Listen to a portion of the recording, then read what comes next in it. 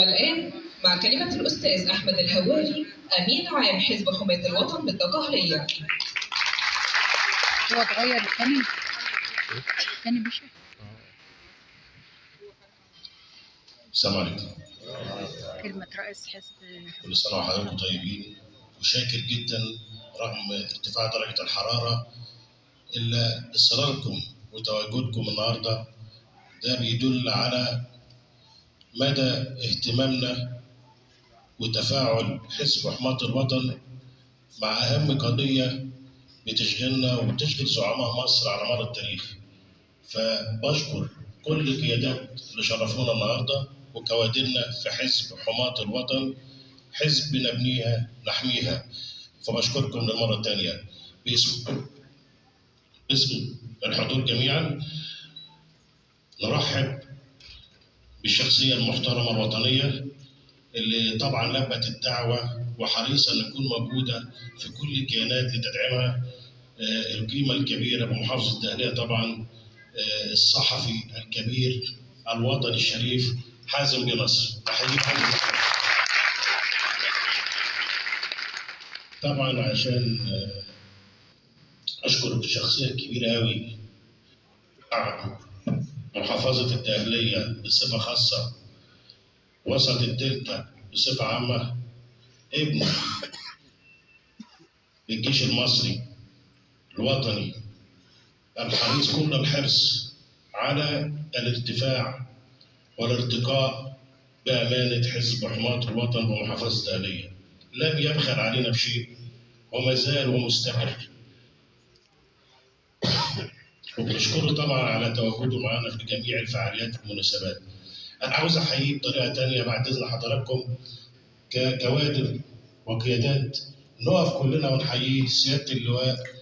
يعني اتفضل أيمن بن عبد المحسن نسقف له جميعا التشريفة ودعمك لنا دايما. وطبعا أرهقنا كتير قوي أمين التنظيم وتعبناه، وبرضه اسمكم يعني مش عارف أقول له إيه. الإرهاق مستمر والعمل مستمر. أمين التنظيم المحترم المهندس أحمد عيطة الحقيقة. كل الشكر والتقدير لقياداتنا بالمركزية وارتقائهم بحزبنا اللي احنا كلنا نفتخر إننا حماة وطن بنبني ونحمي مؤسساتنا. ويمكن الهدف الرئيسي اللي احنا دايما مستمرين فيه ان احنا خلف قياداتنا ومؤسساتنا بقياده القائد والزعيم الرئيس عبد الفتاح السيسي. فخلينا جميعا ان رئيسنا رمز كبير جدا في الجمهوريه، وهو طبعا شرف كبير برضه لنا فريق جلال هريدي اللي احنا كلنا بنتشرف ان احنا رئيس حماة الوطن. طبعا عشان نشكر كل القيادات وندي لكل واحد حقه. احنا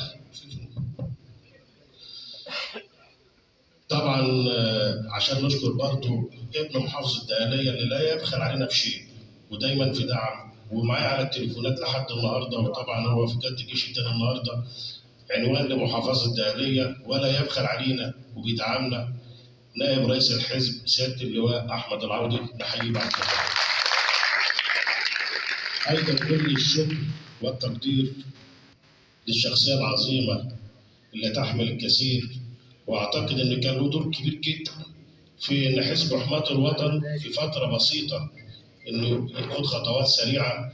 طبعا رمز كبير بنحييه الأمين سيادة الأمين العام اللواء طارق نصير. نحييه. أيضا هو تعبنا وارهقنا جدا، لكن احنا فخورين برضه ان احنا بنشتغل تحت قيادته. وشرف كبير ان يبقى عندنا امين تنظيم الجمهوريه بالقيمه والعقليه والتنظيم. ودايما والله انا شفت بنفسي لحد الساعه 4 5 ما تقفلش التليفونات الا لما ننام. حاجه بصراحه ما شفتش المجهود ده بيجيبه منين. نحيي امين تنظيم الجمهوريه الدكتور احمد لطيف. الحضور الكريم مش عايز اطيل على حضراتكم. لكن احنا كأمناء محافظات كان في على الزوم او اجتماعات بالمركزيه حريصين ان احنا نكون لنا دور كبير كحماة وطن ونبقى خلف مؤسسه الدوله. والقضيه الفلسطينيه في الاونه الاخيره شغلت الراي العام لاهميتها الكبيره جدا وخاصه في الوقت الحالي. فطبعا كنا بنفكر مع قياداتنا في المركزيه ان احنا يكون لنا دور والحزب يكون هو السباق دايما، وهو السباق فعلا ان شاء الله ان احنا نشارك ونعبر عن راينا في الوضع الراهن في المنطقه. وطبعا كان في فعاليه ولظروف معينه تم تاجيل